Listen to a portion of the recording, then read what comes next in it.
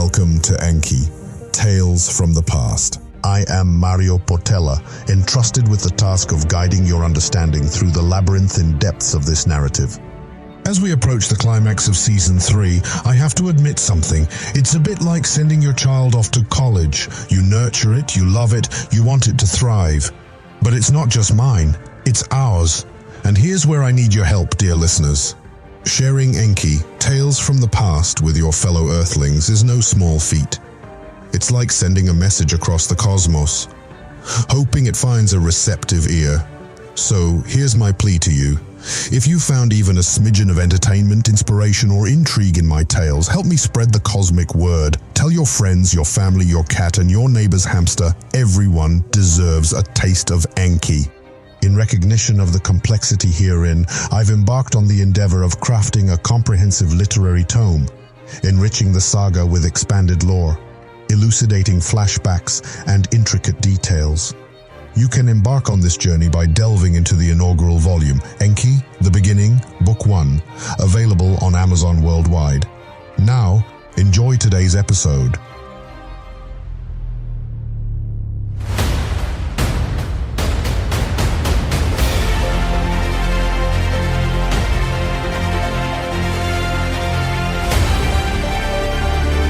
This is Enki, Tales from the Past.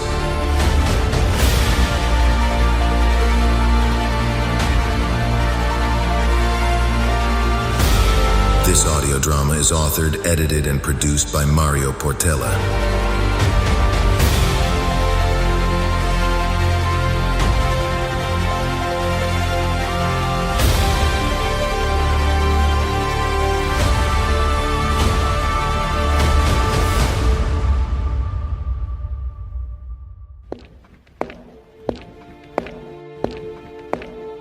My heart grew heavy as I approached the forbidden temples of Babylon, a sacred space reserved only for the Anunnaki and a select few humans.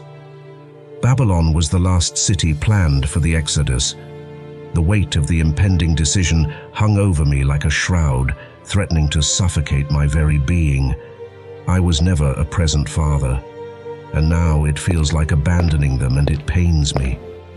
As I entered the hallowed halls, my eyes fell upon my son, Marduk, standing by the window, his gaze fixed upon the bustling city below. Frustration etched deep lines into his brow. Nearby, my daughter Inanna sat upon the throne, engaged in hushed discussions with Sarpanitu and other human females.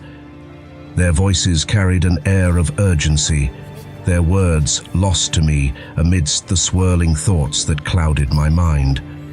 I watched them for a moment, a sense of foreboding settling in the pit of my stomach. Could this be our final gathering? The last time we would all be together in this planet we had come to call home? With a heavy sigh, I made my way to Marduk's side, joining him on the balcony that overlooked the sprawling city. The golden light of the setting sun bathed the buildings in a warm glow, casting long shadows across the streets. It was a sight that never failed to take my breath away. "What troubles you, my son?" I asked, my voice soft yet laden with concern. Marduk turned to face me, his eyes filled with a mix of anger and sorrow. Were he not a soldier, I'm sure he would be shedding tears. "Father, I cannot bring myself to abandon this world. Not after all we have accomplished here. Not after the bonds I have forged with the humans who have become my family."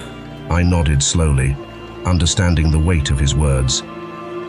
"I know, Marduk, but we must consider the greater good. Our people need us back on Nibiru, and humans need to carve their own destiny without our intervention. We have a duty to both planets." And what of our duty to our own family? To the life we have built here? To happiness and love? Are we to simply turn our backs on them? What about the human race in general? Are we leaving them to fend for themselves against the forces that seek to destroy them? I opened my mouth to respond, but before I could utter a word, Inanna's voice rang out across the chamber. "I will not abandon this planet either, Father, nor will at least 15 other Anunnaki who have established families here. We have no intention of returning to Nibiru. Heck, I don't even know Nibiru myself. I am sorry, Father, but I couldn't care less for the rules and duty of a world and a race that simply cut all connections with the many of us here. Tell me, Father, where is the great architect now? Where is the so-called Great Anu and his obnoxious snobs now? Am I to choose them over my own life? Not me? No. I turned to face her, taken aback by the determination in her voice. She stood tall and proud, her chin lifted in defiance.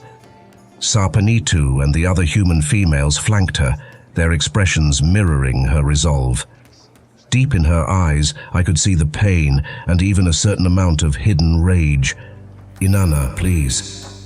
You must understand the gravity of this situation. Our people are counting on us to— No, Father, you are the one in need of understanding here. Inanna interrupted, her eyes flashing with a fierce intensity. I felt a mix of awe and pride in that sentence alone. We have a responsibility to the humans we have created, to the families we have built here. We cannot simply abandon them to the whims of fate. Let's be honest, Father. Were we not the ones to create them as they are today? What manner of logic are the Anunnaki bowing to? She pointed out to the streets, opening her arms as if embracing the whole of Babylon. I was the first Anunnaki to give birth to the human race. I'll not abandon my children. I'm sorry to say this, but I won't follow Leek. I won't be like you or Mom. I'll stay and support all those that want to. Those words hurt like knives, but I could not fight her logic. She was right. I sighed heavily, the weight of the decision pressing down upon my shoulders. Father, I will not leave my human people in the hands of your lunatic brother. Marduk was fast to add, without even looking at me. But what of our own people that want to go back home? What of the future of the Anunnaki race? Inanna stepped forward, her gaze softening as she placed a gentle hand on my arm. I'm sorry if I was too blunt. Father, we have already ensured the survival of our race through the creation of the humans. They carry our genetic legacy within them. By staying here, by guiding and protecting them, we are fulfilling our duty to both our people and theirs. I looked into her eyes, seeing the unwavering conviction that burned within them. In that moment, I knew that no amount of persuasion would sway her from her chosen path, nor would it sway Marduk or the other Anunnaki who had chosen to remain on Earth.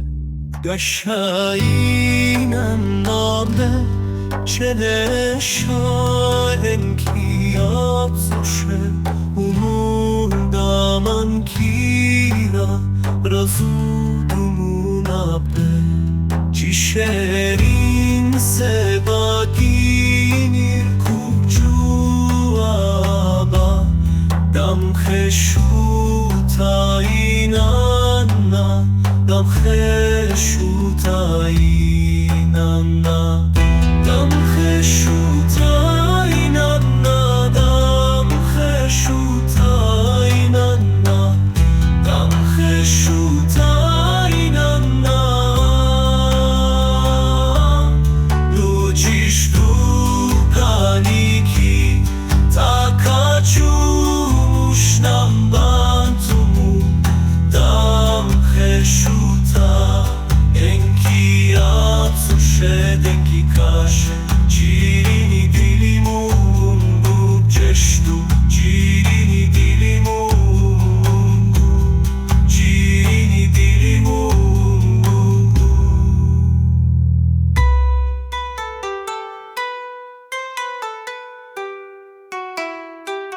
Very well, I said at last, my voice heavy with resignation. If this is the path you have chosen, then I will not stand in your way.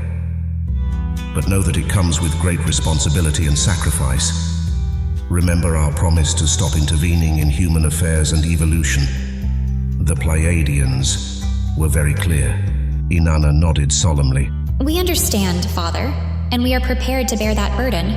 I turned back to the balcony, my gaze sweeping over the city once more.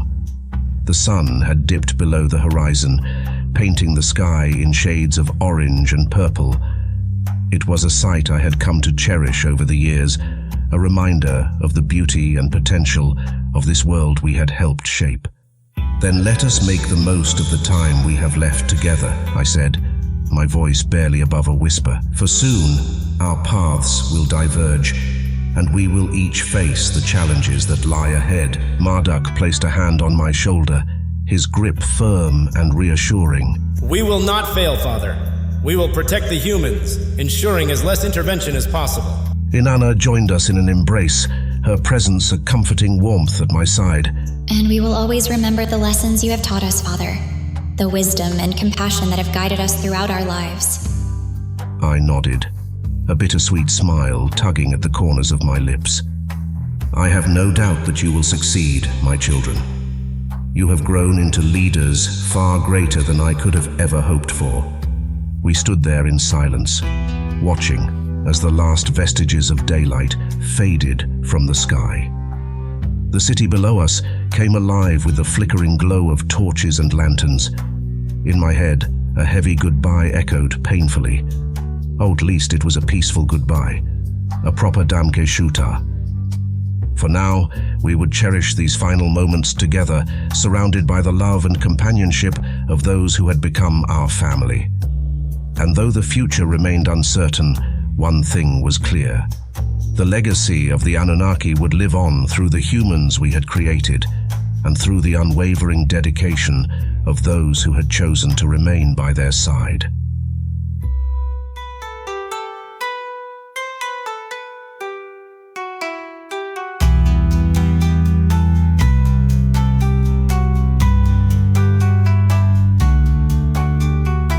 Damke Shu-Ta, my children.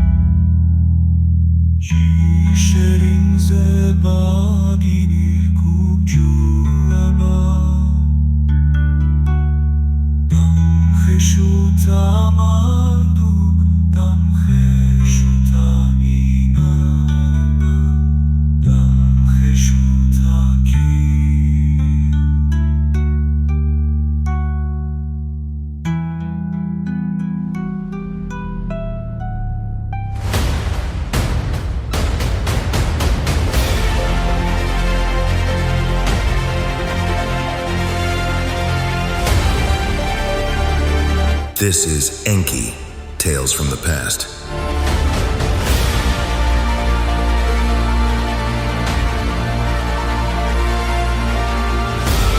This audio drama is authored, edited, and produced by Mário Portela.